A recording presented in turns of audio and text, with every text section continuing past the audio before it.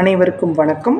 இன்றைய நமது திருக்குறளை சிந்திப்போம் பதிவில் அறிவுடைமை அதிகாரத்தில் 430வது திருக்குறளான அறிவுடையார் எல்லாம் உடையார் அறிவிலார் என்னுடையரேனும் இலர் என்ற குறளிற்கு கே.எல்.எம். ஸ்வஸ்திக் கல்விக்கொடி மூலம் விளக்கத்தினை சிந்திக்க இருக்கிறோம்.